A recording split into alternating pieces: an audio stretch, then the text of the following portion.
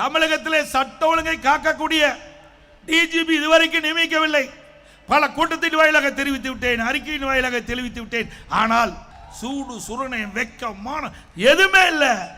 நாட்டு மக்களை பற்றி கவலைப்படாத முதலமைச்சர், உண்மையிலேயே நாட்டு மக்களை பற்றி கவலைப்பட்டிருந்தால், நாட்டில் நிலவுகின்ற பிரச்சனை இந்த முதலமைச்சர் சிந்தித்து பார்த்திருந்தால், தமிழகத்தில் சட்ட ஒழுங்கு சீரழிந்து கொண்டிருக்கிறது, இதை நிலைநாட்ட வேண்டும் என்று எண்ணி இருந்தால் நிரந்தர சட்ட ஒழுங்கு டிஜிபி நியமிக்கப்பட்டிருக்கலாம். இதுவரைக்கும் நியமிக்கவில்லை. இதற்கு என்ன காரணம்?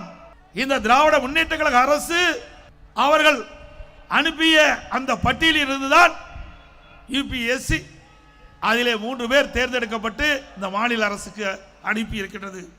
அந்த 3 பேரில் ஒருவரை நியமிப்பதற்கு உங்களுக்கு என்ன கஷ்டம்? ஏனென்றால் 3 பேரில் ஒருவர் கூட இவர்களுக்கு சாதகமாக இல்லை என்று இருக்கின்ற காரணத்தினால், அவர்கள் நேர்மையாக செயல்படக்கூடியவர்களாக இருக்கின்ற காரணத்தினால் இவர்கள் நியமிக்கப்பட்டால் தங்களுடைய கட்டுப்பாட்டில் இருக்க மாட்டார்கள், சுயமாக சிந்திப்பார்கள், சுயமாக நடவடிக்கை எடுக்கப்படுவார்கள். அதனால் நம்முடைய ஆட்சிக்கு ஆபத்து ஏற்பட்டுவிடும் என்ற ஒரே காரணத்திற்காக இன்று வரை அந்த பட்டியலில் இடம்பெற்றிருக்கின்ற 3 டிஜிபிகள் ஒருவரை நியமிக்காத காரணம்